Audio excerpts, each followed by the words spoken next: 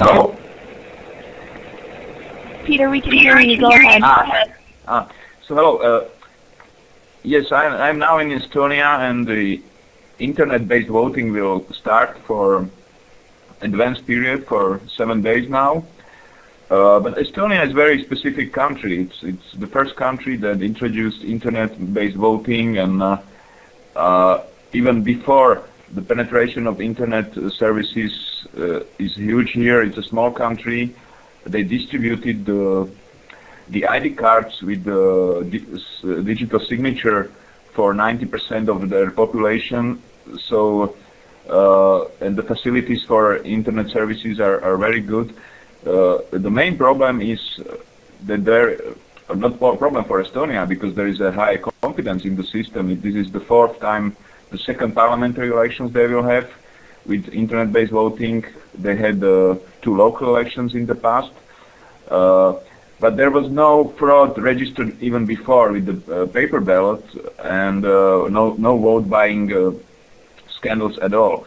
So, for instance, in Slovakia there is a big debate whether we should also, or a new government wanted to have electronic internet-based voting actually for Slovakia, because they have it in Estonia. The problem is, for instance, we in Slovakia, we had examples usually in municipal elections, on regional elections, with vote buying of Roma voters. And I can see here that it would be easily, you can come to Roma villages and settlements and buy the ID cards and vote for one computer with 50 ID cards for them. Because as it is now in Estonia, you can theoretically cancel your vote by paper ballot later. The electronic vote can be cancelled in a separate stage for advanced voting. But I think in Estonia it's totally different conditions for this internet-based voting. So far the confidence is very high, all the parties, and there were no objections.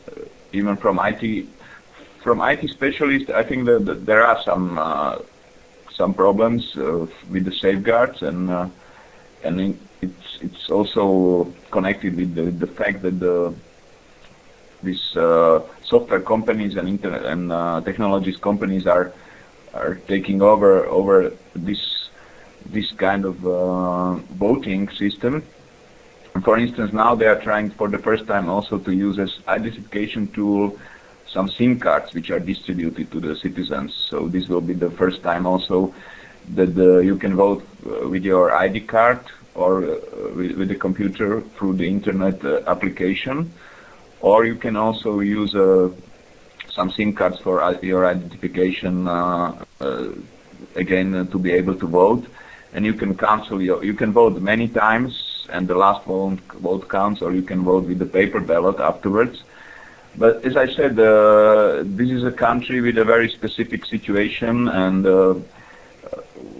we will see. I mean, there are a lot of experts now from the OEC for e-voting technologies, and they are discussing with these companies which are running internet-based voting.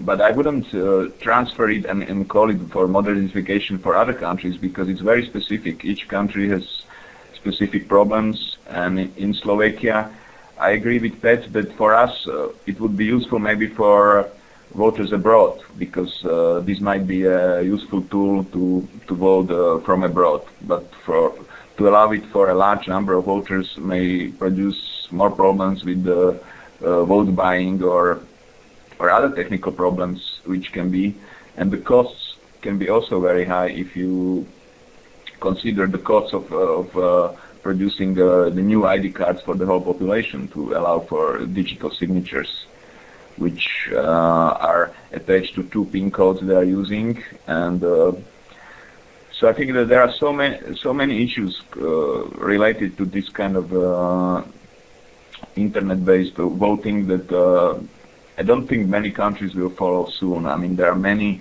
pilot projects in different countries, many experts which are trying to see how effectively observe such kind of voting. But the problem with the recounts and with the possible complaints and challenges for any kind of voting without paper trail or paper ballots is problematic, and I think in other society, when you don't have a confidence in the system, it may produce even more problems than benefits.